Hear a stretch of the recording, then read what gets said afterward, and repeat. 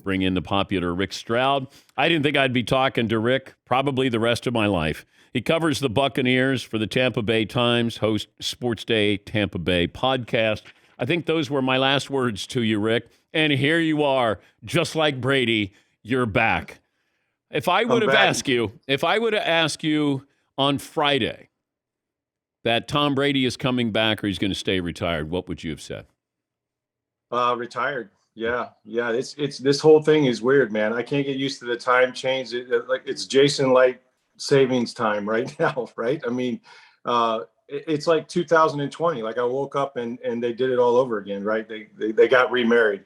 There was always a chance, right? I mean, people I talked to close to Brady said, hey, give him 90 days. Well, he only needed 40.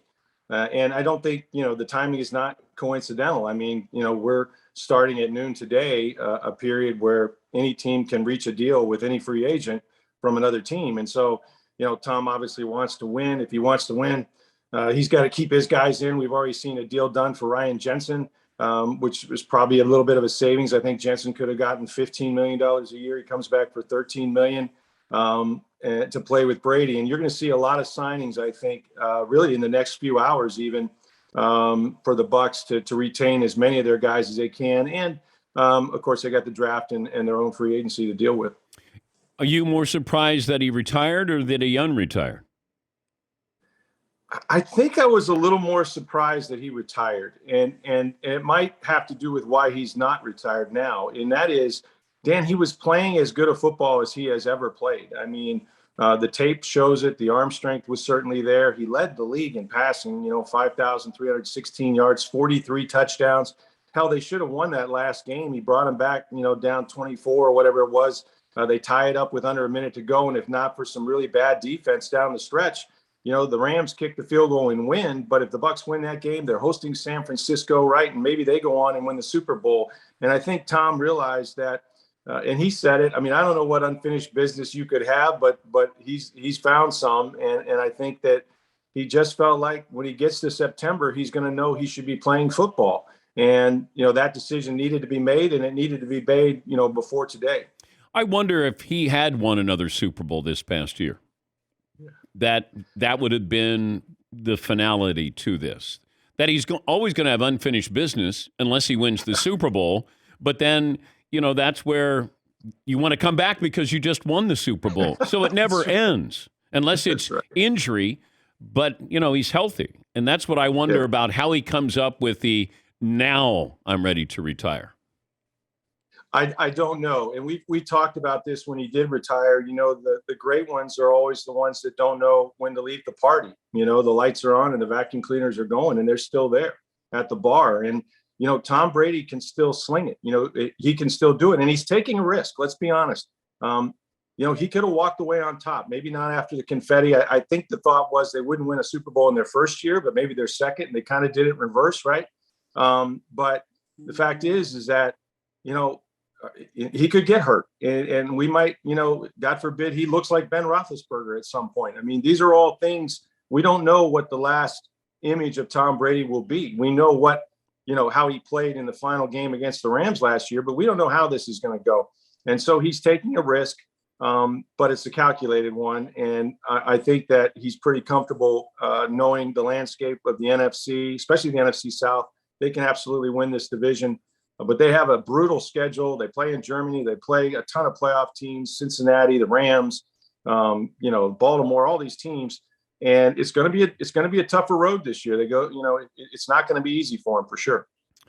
How does Brady coming back change the direction of this team? If Blaine Gabbert's the quarterback, what is the direction as opposed to Tom Brady? Downward. I mean, nothing against Blaine Gabbert. Like a rebuild? Yeah, well, yep, kind of. I mean, for sure. I think what they would have done, look, I know they were in the talks for Deshaun Watson, but Bruce Arians, when I talked to him yesterday, said he just didn't think that was going to happen. Now, whether that's ownership or compensation, he was not confident they were going to get Deshaun Watson. So they would have signed another free agent, whether that's Teddy Bridgewater or somebody else to compete with Blaine and try to bring along Kyle Trask. I mean, they like Kyle Trask. He just simply hasn't played. He had a redshirt year last year. Barely got to practice at times. And so, Kyle gets another redshirt year. Maybe he progresses to be the backup. But I think, it would have looked totally different. And, and some of these players like Ryan Jensen may not have come back, and Gronk wouldn't have come back.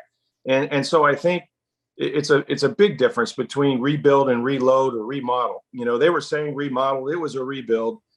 When you're talking about the quarterback position, I mean, look how many teams are looking for them. So from that standpoint, I think they did the right thing here. If I gave you one question to ask to Brady, knowing that he would give you an honest answer, what was the tipping point? What was that moment, right, where you said, I have to play? I know there's a lot of talk about his family. Really, the offseason was just like it's always been. He does a lot of traveling, spends a lot of time with family. There's a perception that, Giselle wants him to quit. Maybe she does. She's annoyed by that, from what I understand, by the way, that's not the case, that, she does not want to be the one to tell Tom when he's supposed to end his career, because he loves what he does. There's concern, obviously, but he loves what he does. So I would just want to know, what was that clarity moment that you had? Were you watching TV? Did did it annoy you when Russell Wilson went, from Seattle, to Denver? I mean, what was that moment that made you say, yeah, you know what, I'm coming back because I know I can whip these guys' butts? Well, I guess I'll be seeing more of you, Rick, or you'll be seeing more of us. But thanks for joining us as always, bud. Hey, send me a T-shirt, man. I'd love to get one. What are the new slogans now? Never say never. Never say never. Never say never. Are you a large or extra large, Rick? Oh, I'm an extra large. Yeah, no doubt. Okay, all right. We'll take care of that. You need TB12. You need to get on the TB12 regimen. Hey, well, now I got a whole year to do it again. Like we had COVID, we had all these things, and I got my call into Alex Guerrero, so I'm ready to go, man. Thank you, Rick. That's Rick Stroud. He covers the Buccaneers for the Tampa Bay Times.